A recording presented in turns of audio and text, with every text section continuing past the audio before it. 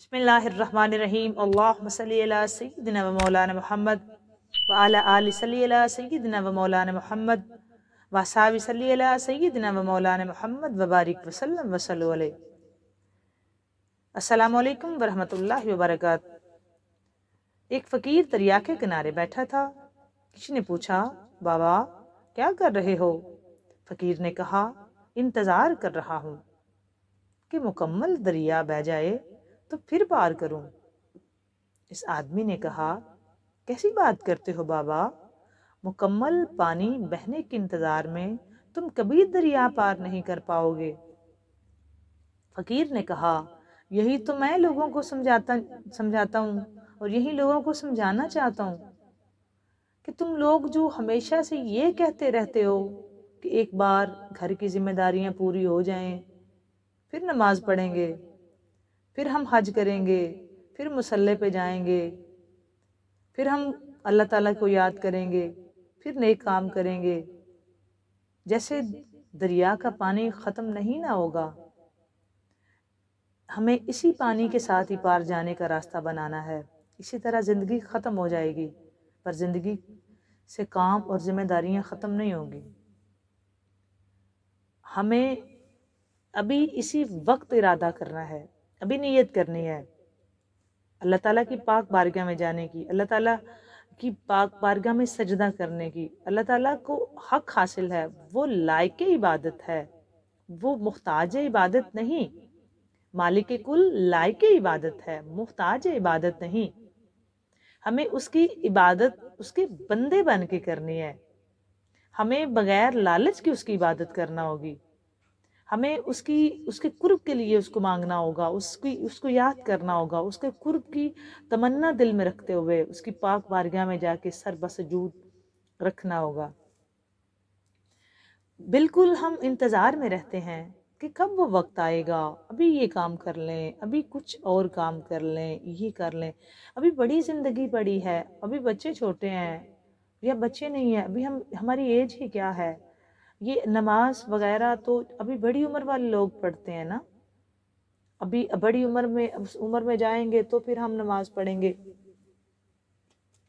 अभी नमाज इस उम्र में थोड़ा पढ़ते हैं। यही बताना चाहते हैं आपको हम कि उम्र यही है, अभी बदलें अपने आप को, अभी आए उस पाक बारगाह में। जब हम ला इलाहा इल्लल्लाह पढ़ लेते हैं तो हमारी ज़िंदगी अपनी नहीं रहती, फिर हम पाबंद हो जाते हैं अपने मालिक के फरमान के मुताबिक ज़िंदगी गुजारने में। अल्लाह ताला ने हमारे लिए बेबहा आसानियाँ पैदा की हैं। अल्लाह ताला अपने बंदे से बेबहा प्यार करता है। हम करते क्या हैं कि जो काम हमारा नफ्स चाहता है वो हम सबसे पहले करते हैं, और जो काम हमें अल्लाह का हुक्म होता है वो हम बाद के लिए रख लेते हैं। जो काम हमारा नफ्स चाहता है वो हम सबसे पहले करते हैं, और जो काम हमें अल्लाह हुक्म देता है वो हम बाद के लिए रख लेते हैं। जी बाद में करेंगे, अभी इसका वक्त है, ये नफ्स चाह रहा है अभी कर लेते हैं, ये नफ्स की डिमांड है इसको अभी के अभी कर लें, ये काम हमारे मालिक का हुक्म है इसको बाद के लिए रख दें, फिर देखेंगे, बाद में कर लेंगे, अभी बड़ा वक्त पड़ा है। किसने देखा है ये वक्त? किसने देखा? आपको पता है और सारे जानते हैं हम कि जब अल्लाह की तरफ से बुलावा आता है ना, तो वो ये नहीं देखता कि अभी इसका ये काम रहता है वो रहता है, तो फिर वो आ जाता है, फिर हमारे जाने का वक्त हो गया तो हम गए। इसलिए हमें आज से अपने आप को बदलना होगा, अभी इरादा करना होगा। हमने लास्ट वीडियो में बात की थी सैयदा ज़ैनब कुबरा सलामुल्लाह ताला अलैहा की। आज भी मैंने वही बात का तसलसल करना था, लेकिन मसला यह था कि मुझे आपको एक वजीफ़ा बताना है, और जो आप जुमेरात से आगाज़ करेंगे। इसी वजह से मैंने आज उसको पैनल किया और आपसे ये वाली बात करना ज़रूरी समझी। सैयदा पाक की पाक ज़िंदगी से हमें क्या कुछ नहीं मिलता। बीबी पाक पे कौन सा वो वक्त है जो नहीं आया, और कहाँ उन्होंने मुसल्ला छोड़ा? बिल्कुल भी नहीं। इबादत छोड़ी? बिल्कुल भी नहीं। सैयदा कायनात की ज़िंदगी हमारे लिए बेहतरीन नमूना है। ہم ان کی زندگیوں کو پڑھیں تو صحیح نا، ہم جانیں تو صحیح نا۔ ان ہستیوں نے ہماری زندگی میں بہانے ختم کر دیے ہیں۔ سیدہ ثانیہ زہرا سلام اللہ تعالیٰ علیہ، حضرت زینب کبریٰ سلام اللہ تعالیٰ علیہ رضی اللہ تعالیٰ عنہ نے اپنی زندگی مبارک طیب طاہر زندگی میں صدیقہ کائنات نے قرآن پاک اتنا پڑھا کہ جب بی بی آتی تو مولا حسین علیہ السلام قرآن پاک پڑھ رہے ہوتے تو قرآن پاک سمیت کھڑے ہو جایا کرتے تھے۔ جس طرح تاجدار کائنات اپنی شہزادی کی آمد پہ کھڑے ہوتے، بالکل اسی طرح مولا علی علیہ السلام اپنی شہزادی کی آمد پہ کھڑے ہو جایا کرتے تھے۔ یہ کیسی شہزادیاں، کس شان کی مالک تھی یہ شہزادیاں، کس عظمت کی مالک تھی۔ اور سیدہ زہرا پاک سلام اللہ تعالیٰ علیہ سیدۃ النساء العالمین ہیں، وہ آج بھی سیدۃ النساء العالمین ہیں، وہ آج بھی وہی ہیں۔ اگر عہدہ آج بھی برقرار ہے تو اس کا مطلب ہے فیض بھی برقرار ہے، آج بھی وہ فیض اسی طرح بٹ رہا ہے۔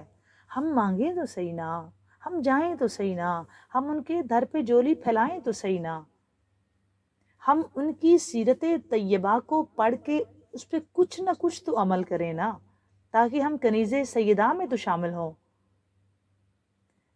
کیا ہمیں ہمارا دل، ہمارا دماغ، ہمارا شعور، کیا آج تک ہم اس منزل تک بھی نہیں پہنچے کہ جہاں ہم ان ہستیوں کی زندگی مبارک کو پڑھ سکیں اور اس پہ کچھ نہ کچھ تو عمل کریں، کچھ نہ کچھ تو اپنی زندگی میں اختیار کریں نا، کچھ نہ کچھ ان کی زندگی کے کچھ عملی نمونے تو ہم لے سکتے ہیں نا۔ اور ایک بہت بڑا یہ معجزہ ہے سرکار کا کہ ہم نے بچپن میں اپنی سلیبس کی کتابوں میں کچھ اسلامیات کے ٹاپکس پڑھے ہوتے ہیں۔ بچپن میں ہماری جو ابتدائی کلاسز ہوتی ہیں اس میں ہم نے کچھ اسلامیات کے، اسلامک اسٹڈیز کے وہ ٹاپکس پڑھے ہوتے ہیں، اور ہم جب بڑے ہوتے جاتے ہیں تو ہم ساری چیزیں جو ہم نے اس بیچ میں پڑھی ہوتی ہیں وہ آہستہ آہستہ ہم بولنا شروع کر دیتے ہیں، لیکن وہ جو اسلامک اسٹڈیز کے ہوتی ہیں نا وہ نہیں ہم بولتے، وہ ہمیں ایسے ایز اٹ از یاد رہتے ہیں، ہم نے کیا پڑھا تھا۔ آپ خود دھیان کریں، اور ہم نے یہ جو میں نے ایک دن پہلے بھی بات کی تھی کہ ہم جو نماز پڑھ رہے ہیں نا یہ ہم نے بڑی بچپن سے یاد کی تھی، بچپن سے ہمیں سکھائی گئی تھی، اور آج تک سٹل ہم ویسی کی ویسی پڑھ رہے ہیں۔ آپ خود نوٹ کریں کہ کتنی چیزیں ایسی ہوتی ہیں جو ہم وقت کے ساتھ ساتھ بھول جاتے ہیں، جو ہمارے حافظے میں اس طرح سے ایز اٹ از نہیں رہتی۔ لیکن یہ معجزہ ہے تاجدار کائنات صلی اللہ علیہ وآلہ وسلم کا کہ جو ہم نے ان کی حیات طیبہ سے پڑھا آج تک ہمیں وہ سٹل یاد ہے، ویسے کا ویسا یاد ہے۔ یہ کتنا بڑا معجزہ ہے سرکار کا۔ اور اس کے بعد کہ ہم نے بچپن میں پڑھا تھا کہ تاجدار کائنات یتیموں سے یہ سلوک کرتے تھے، اپنے نلین مبارک کو خود مرمت کر لیتے تھے، تاجدار کائنات دشمن کو بھی دعا دیتے تھے، سرکار دشمن کے آنے پہ چادر بچھا دیتے تھے، تاجدار کائنات بڑھیا کی گٹھڑی اٹھا کے اس کے گھر چھوڑ کے آئے۔ تو یہ بچپن میں ہم نے پڑھا تھا، تو آج ایز اٹ از ہمیں یاد ہے، یہ معجزہ ہے۔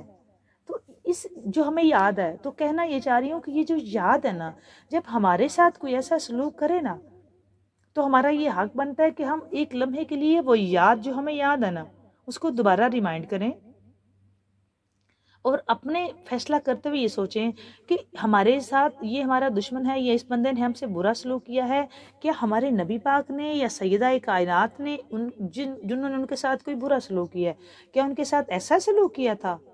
تو آپ ضرور کریں۔ اگر آپ کو یاد ہے کہ ان مبارک ہستیوں نے سب کو دعا دی ہے، سب کو معاف فرمایا ہے، تو ہمارے ساتھ بھی کبھی ایسا زندگی میں موقع ملے تو ہم بڑا دل کرتے ہوئے ان ہستیوں کی زندگی کو عملی نمونہ بناتے ہوئے، اور ہم بھی اس وقت یہ فیصلہ کریں کہ جی انہوں نے جن سے ہم محبت کرتے ہیں، جن سے ہم عشق کرتے ہیں، جو ہمارے لیے رول ماڈل ہیں، انہوں نے معاف کر دیا تھا تو ہم بھی اسی پہ عمل کرتے ہوئے معاف کر دیں، تو ان کا فیض آپ تک آ جائے گا۔ یہ بھی سمجھیں کہ آپ ان کا فیض حاصل کریں گے، ان کی زندگی کے کسی ایک پہلو پہ عمل کر کے یہی فیض کا ذریعہ ہوگا۔ اور ان ہستیوں کا فیض اگر عہدے برقرار ہیں آج بھی، ان کے مولا حسنین کریمین طیبین طاہرین علیہ السلام آج بھی جنتی جوانان کے سردار ہیں، سیدہ کائنات آج بھی سیدۃ النساء العالمین ہے، سیدہ زینب کبریٰ سلام اللہ تعالیٰ علیہ آج بھی سیدہ ثانی زہرا اور ملکہ شرم و حیا ہے، تاجدار کائنات صلی اللہ علیہ وآلہ وسلم آج بھی فخر انبیاء ہے۔ تو یہ جو ہستیاں ہیں آج بھی عہدے ویسے کے ویسے برقرار ہیں، تو اس کا مطلب ہے فیض بھی ویسے کا ویسا ہے۔ آج تک 1400 سال بعد کوئی بندہ ایسا آیا کہ جو ان کے عہدے پر گیا، اور کبھی آ نہیں سکتا، یہ ہو ہی نہیں سکتا قیامت تک، ایسا نہیں، یہ ہیں، یہی رہیں گے، یہی حق ہے۔ تو ہمیں انہی کی ذات پہ، انہی ہستیوں کی زندگی پہ عمل کرنا ہوگا، اور ہمیں وہ کام پہلے کرنے ہیں جن کی ڈیمانڈ ہمارے رب نے ہم سے کی ہے، اور جو ہمارا نفس کرتا ہے ان کو بعد میں رکھیں۔ یہ ہم نے کرنا ہے، ہمیں اپنی زندگی میں ایسی تبدیلی لانی ہے۔ اور وظیفہ آپ کو بتانا چاہ رہی ہوں، یہ آپ ضرور پڑھیے گا اپنی کسی مشکل کے لیے، بالکل 3 دن کا وظیفہ ہے، اور آپ کی مشکل انشاءاللہ تعالی ہر مشکل کے لیے، ہر جائز حاجت کے لیے، ہر اپنے کاروبار کے لیے، رزق میں برکت کے لیے، دکان مکان میں برکت کے لیے، جس کی اولاد نہیں وہ خاص طور پہ ضرور پڑھے، جو بھی اپنا مسئلہ ہے، کسی کی شادی کا، رشتے کا مسئلہ ہے، کوئی بھی ہے، بیماری ہے، کوئی بھی مسئلہ ہے، تو آپ اس کو پڑھ سکتے ہیں، لیکن اس کے لیے یقین کامل ہونا چاہیے، پوری لگن کے ساتھ، توجہ کے ساتھ، خاموشی کے ساتھ، کوئی شور شرابہ پاس نہ ہو جب آپ پڑھیں۔ تو آپ نے جمعرات سے آغاز کرنا ہے، جمعرات کی نماز فجر کے بعد آپ پڑھیں گے درود شریف اولہ ہر 11 مرتبہ اور 129 مرتبہ سورۃ کوثر۔ جمعرات کی نماز فجر کے بعد 129 مرتبہ سورۃ کوثر پڑھیں گے، اس کے بعد آپ اسی دن ہی عصر کے بعد پڑھیں گے 129 مرتبہ سورۃ کوثر، اور اسی دن ہی عشاء کے بعد سورۃ کوثر 129 مرتبہ۔ یہ آپ نے جمعرات والے دن بھی کرنا ہے، جمعہ والے دن بھی کرنا ہے، اور ہفتے والے دن بھی کرنا ہے۔ یہ تینوں دن آپ نے نماز فجر کے بعد، عصر کے بعد، عشاء کے بعد مکمل خاموشی ہو، شور شرابہ نہ ہو، دل جمی کے ساتھ، لگن کے ساتھ، عاجزی انکساری کے ساتھ، محبت اور خلوص اور یقین کامل کے ساتھ، فجر کی نماز کے بعد، عصر کی نماز کے بعد، عشاء کی نماز کے بعد 3 دن ہیں، اور تینوں دن آپ نے سورۃ کوثر 129 مرتبہ اولہ ہر 11 مرتبہ درود شریف کوئی بھی پڑھیں آپ نے پڑھ کے، اور اپنی حسرت جو آپ کی جس کے لیے آپ پڑھ رہے ہیں وہ اپنے ذہن میں رکھنی ہے۔ اور یہ میں آپ کو کہتی ہوں کہ اس کے بعد آپ جو بھی دعا مانگیں گے جائز ہوگی تو انشاءاللہ تعالی جو وقت آپ کے لیے بہتر ہوگا اس وقت میں وہ ضرور پوری ہوگی۔ میں ریپیٹ کرتی ہوں، جمعرات کی فجر کے بعد سے آپ آغاز کریں گے، جمعرات فجر کے بعد، عصر کے بعد، عشاء کے بعد، پھر جمعہ والے دن بھی اسی روٹین سے، ہفتے والے دن بھی 3 دن، اور جب آپ کے یہ مکمل ہو جائیں گے تو آپ جو بھی دعا مانگیں گے اس کے بعد اپنی زندگی میں انشاءاللہ تعالی اللہ تعالیٰ وہ پوری فرمائیں گے۔ اپنی سب سے بڑی دعا یہ کریے گا کہ یا اللہ ہمیں اپنا قرب عطا کر، اور ہمیں ان پاک ہستیوں کی محبت، عشق کے ساتھ ان کی سیرت پہ عمل کرنے کی توفیق عطا فرما۔ مجھے بھی دعاؤں میں یاد رکھیے گا، میری ساری دعائیں آپ کے لیے آسانیاں بانٹتے رہیں، آسانیاں آپ کے پاس واپس آ جائیں گی، دعائیں دیتے رہیں، دعائیں واپس